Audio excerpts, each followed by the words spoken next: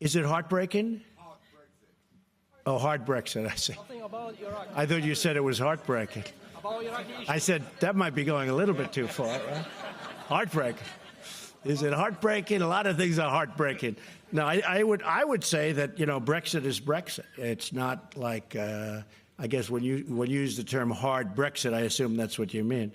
The people voted to break it up, so I would imagine that's what they'll do, but maybe they're taking a little bit of a different route. So I don't know if that's what they voted for. But China is going to be, I think, very successfully ultimately taken care of. I have a great respect for their president, as you know. President Xi spent 2 days there. It was among the most magical 2 days I've ever lived. And I think we're going to end up doing something very good with China. Right now we're in a pretty nasty trade battle, but I think ultimately that'll work out. Hi, Tomislav Krasnec from Večernji List, Croatian daily newspaper. We understand your message. Congratulations, by the way. Thank you. Thank you. We understand your message, but some people ask themselves, will you be tweeting differently once you board the Air Force One? Thank you. No, that's other people that do that. I don't. I'm very consistent.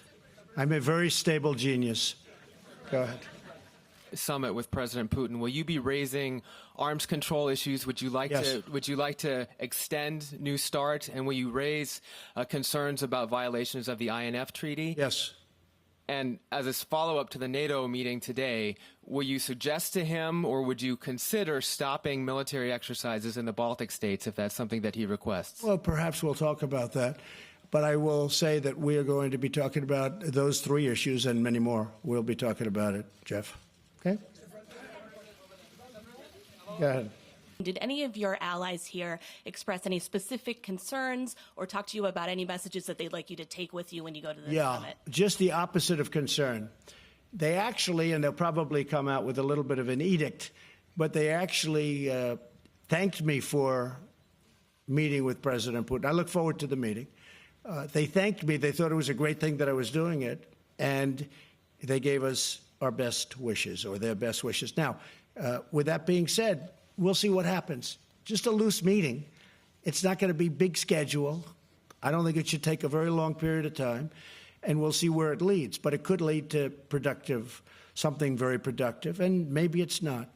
But I think meeting with people is great. Trip to the UK. There are lots of protests planned in London and elsewhere. How do you feel about that? I think it's fine. I mean, I think they like me a lot in the UK. I think they agree with me on immigration. I'm very strong on immigration. I made a point today. I said, you've got to stop. You're ruining you're going to have a lot of problems. You see what's going on throughout the world with immigration. I probably at least partially won an election because of immigration. If you look at Italy, Giuseppe, who I got to know quite well over the last month and a half, he won his election because of strong immigration policies on Italy. I think that a lot of the people in the UK, I think that's why Brexit happened. Now, I don't know what's going on with the negotiation, who knows, and I guess that's become a very interesting point of contention. I said I'm going to a few hot spots. We have NATO, then we have the UK, and then we have Putin. And I said, Putin may be the easiest of them all. You never know. But I'm going to a pretty hot spot right now, right, with a lot of resignations. But I will say that immigration is a very important thing. And I told them today the EU, the European Union, better be very careful because immigration is taking over Europe, and they better be very, very careful. And I said that loud and clear. Yes, go ahead. Go ahead. And what would be the best deal with Putin when you come to Helsinki? And don't you think that your harsh diplomacy, that you are playing in the same goal that Putin with your harsh diplomacy towards EU and NATO? Well, I can't tell you what would be the ultimate. What would be the ultimate? Well, let's see. No more nuclear weapons anywhere in the world would be the ultimate, okay? No more wars, no more problems, no more conflict. Let's find a cure to every disease known to mankind or womankind. That would be my ultimate, okay? And we'll start from there. Okay. We've seen escalation of tension between you and the Iranians. What is your exit plan, Mr. President? I would say there might be an escalation between us and the Iranians. I agree with They that. are threatening. By the way, they're close- treating us with much more respect right now than they did in the past. And I know they're having a lot of problems and their economy is collapsing. But I will tell you this, at a certain point, they're going to call me and they're going to say, let's make a deal. And we'll make a deal. But they're feeling a lot of pain right now. Yes, go ahead. Go ahead. Go ahead. Both of my parents are from the EU, despite the fact they don't treat us well on trade, but I think that'll change also. And I think we'll see that because on the 25th of July, they're coming in to start negotiations with me. We'll see.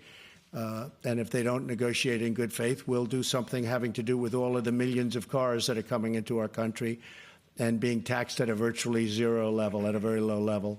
But, Jeremy, I think it's been a very effective way of negotiating, but I'm not negotiating. I just want fairness for the United States. We're paying for far too much of NATO. NATO is very important, but NATO is helping Europe more than it's helping us. At the same time, it's very good for us. Meeting with President Putin on Monday, and I think we go into that meeting not looking for so much. We want to find out about Syria. We will, of course, ask your favorite question about meddling. I will be asking that question again. But we'll also be talking about other things. We'll be talking about Ukraine.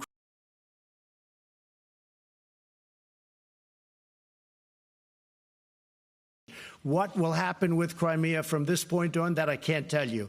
But I'm not happy about Crimea. But again, that was Barack Obama's watch, not Trump's watch. Yeah, go ahead, sure. Jeff Mason. At that meeting. Could you just tell us, why do you think that? Is there something you admire about him? And the second question, because you're just about to go to the UK. Well, he's a competitor. He's been very nice to me the times I've met him. I've been nice to him. He's a competitor. You know, somebody was saying, is he an enemy? No, he's not my enemy. Is he a friend? No, I don't know him well enough. But the couple of times that I've gotten to meet him, we got along very well. You saw that. I hope we get along well. I think we get along well. But ultimately, he's a competitor. He's representing Russia. I'm representing the United States. So, in a sense, we're competitors. Not a question of friend or enemy. He's not my enemy.